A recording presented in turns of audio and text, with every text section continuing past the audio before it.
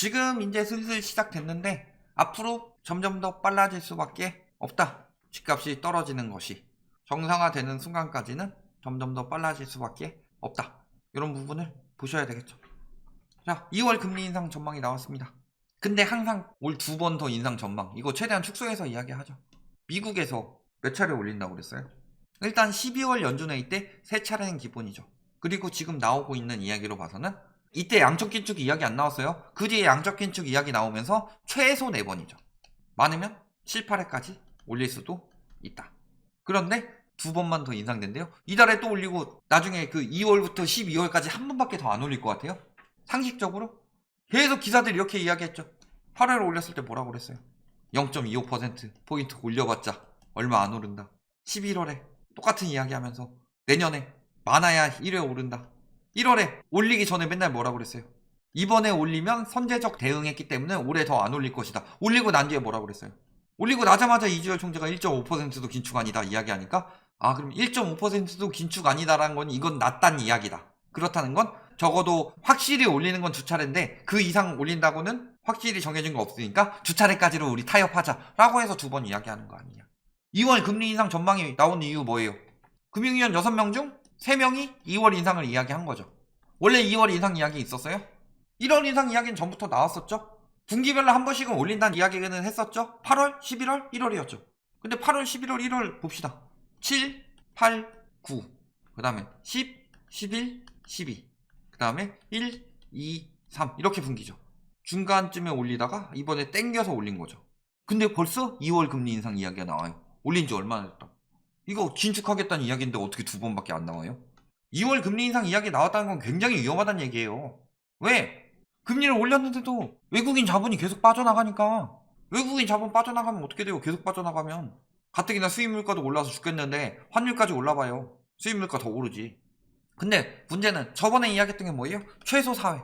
이거는 인플레이션 잡아도 최소 4회라는 전망이 나왔었죠? 그런데 이번에 피터 시프 회장이 뭐라고 그랬다? 연준이 무엇을 해도 소용이 없어서 인플레이션은 나빠질 것이다. 그래서 1, 2%의 기준금리로 7%의 인플레이션과 싸울 수는 없다. 다만 거품은 터뜨릴 것이다. 그러니까 금리 인상으로 인플레이션 못 잡으니까 올해는 인플레이션 잡긴 글러먹었다. 7% 인플레이션 생기는데 1, 2% 올려봤자 되겠냐? 이 얘기죠. 다만 금리는 실제로 거품을 터뜨릴 것이다. 즉 거품 붕괴는 예견되어 있다 라는 거죠. 자, 이게 연준 대차 대조표입니다. 물론 지금 현재는 어디예요? 22년 2월이죠. 자, 그랬을 때 이렇게 올라가다가 지금 꺾인 상황이죠. 문제는 언제부터냐? 22년 9월부터 1000억 달러씩 25년 9월까지 감소시킨다고 할 때 거의 어디까지 떨어지는 거예요?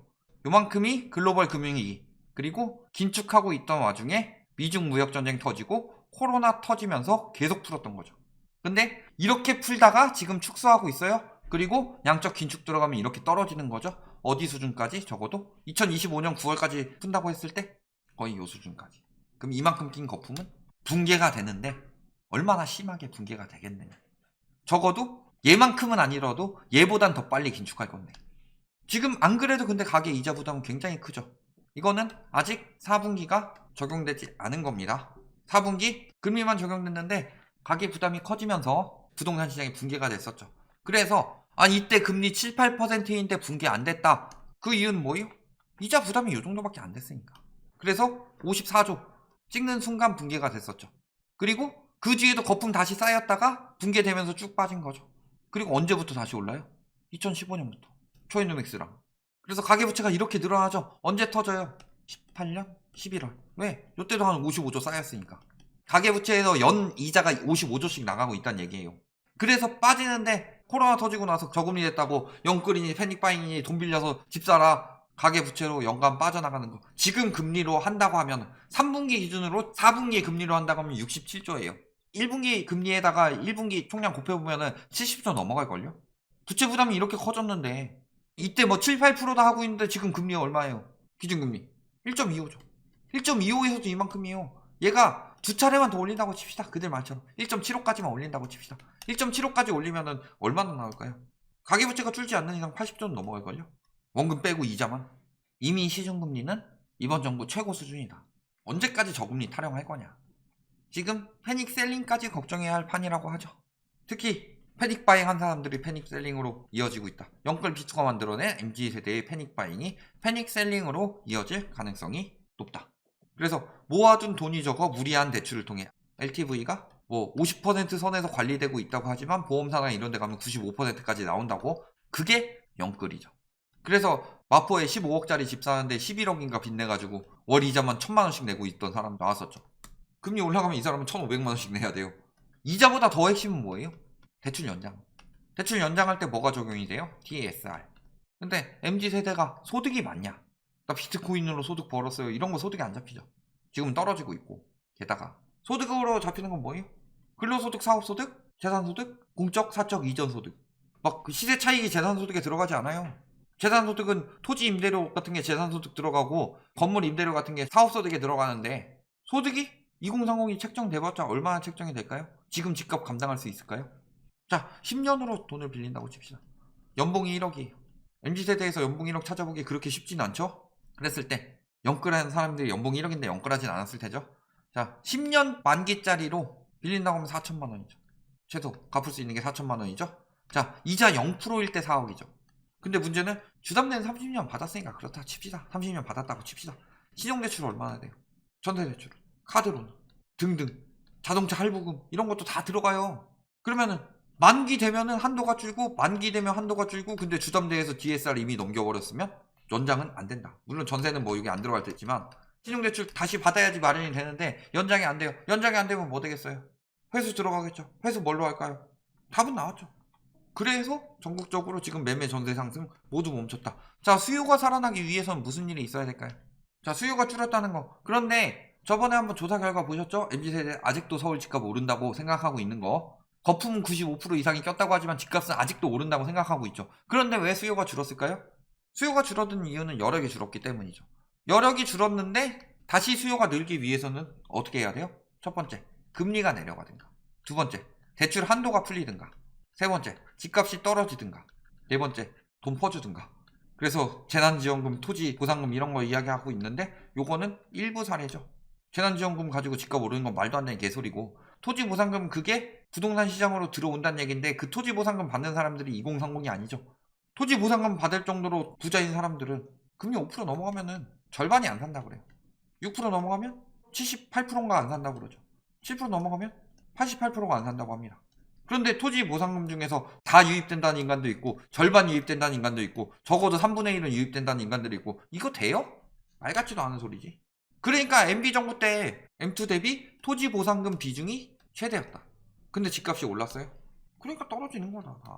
간간히 신고가 거래되는 것도 있긴 있는데 전반적으로 떨어지고 있죠. 다 하락세로 바뀌고 있는 거고. 그러니까 이제 심지어 이런 걸 이야기하죠. 건설원가 2배 오를 수도. 붕괴 사고는 남일 아니고 경우의 수를 반영하고 아파트를 짓는다면 건설원가는 2배 이상 오를 것이다. 건설원가 자체가 예를 들어서 100만 원이면 되는 건데 이걸로 500만 원 받고 있어요. 왜 2배 올라서 200만 원 되면은 집값 더 올라가요? 무조건 수익 400 내야 돼서 600만 원 올릴까요? 건설사에서? 제발 떠나주세요 외치던 주민들 선택을 했답니다. 얘를 광주에서 붕괴 사태 있고서. 근데 제시한 조건이 뭐예요?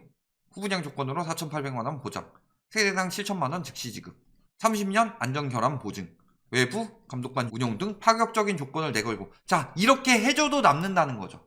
남는 게 없으면 왜 하청을 주고 재하청을 주겠어요? 남는 게 있으니까. 예를 들어서 2, 3천 세대짜리 짓는데 한 총 1조 정도가 남는다 라고 했을 때 내가 지으면 1조 남는 건데 내가 한 5천억만 챙기고 하청이 알아서 해 하고 넘기는 거예요. 그럼 하청은 여기서 한 3천억 챙기고 일은 2천억 챙기는 놈이 해. 재하청을 주는 거고. 이번에 터진 게 그런 거지 뭐예요. 그러니까 평당 4,800만 원 보장하고 세대당 7천만 원 즉시 지급해도 남는 거다. 후분양인데 평당 4,800이 강남 쪽에서는 토지만 해도 평당 4,800인데가 수두룩 빽빽하죠. 안양에서 평당 4,800만 원으로 되겠어요? 보장해주겠다. 어떻게 보장이 될까요? 역대급 조건을 내걸고 있다. 어떻게 역대급 조건을 내걸 수 있을까요? 관악동에 평당 4,800이 말이 돼요? 저걸 믿어요? 광주 아파트 무너질 때 안전이 걱정된 게 아니라 우리 집값 떨어지면 어떡하지? 이것부터 걱정하고 있는 인간들인데 집값 올려준다고 하니까 바로바로 하지 않냐? 입주가 되겠어요? 시멘트값 18% 인상, 아파트 분양가 더 오르겠네. 이거 했었죠? 자, 시멘트 비중은 0.4%. 30평형 아파트 한 세대의 인상 비용은 28만원 수준. 아파트 평균 분양가는 시멘트 가격 동결했을 때도 꾸준히 증가했다. 말도 안 되는 소리들이죠. 결론, 저 원자재 가격을 들고 나온 이유는 뭐 때문이다. 인플레이션은 화폐 가치 하락이니까. 즉 실물 가치 상승이므로 집값은 오른다. 일단 쓰레기 같은 이야기들 반박하려고. 인플레이션 해봤자 별로 집값에 적용되는 거는 거의 없다. 핵심은 뭐다? 인플레이션은 금리 인상을 유도하는데 그럼에도 불구하고 인플레이션이 안 잡힌다. 그러면 어떻게 되는 거예요? 양적 축소. 미국에서 양적 완화를 계속하고 있답니다. 지금 완화하고 있는 거 줄어들고 이제 축소 계획하고 금리 인상하고 3월까지 테이퍼링 종료하고 금리 인상 들어가는 건데 언제까지 완화할까요? 그리고 완화해서 생겨난 인플레이션이기 때문에 이제 축소할 수밖에 없죠. 그럼에도 불구하고 오른다고요? 앞으로 폭락은 점점 더 가속화될 수밖에 없습니다. 2월 금리 인상 이야기 나왔다는 거는 두 차례 인상이 상반기에 하고도 남는다는 얘기예요. 요거 꼭 명심하시고, 뭐 들어가서 굳이 내가 등에 기름통 메고 있는데 불구덩이로 뛰어들고 싶으신 분들은 지금 뛰어드시면 된다. 여기까지 말씀드리겠습니다.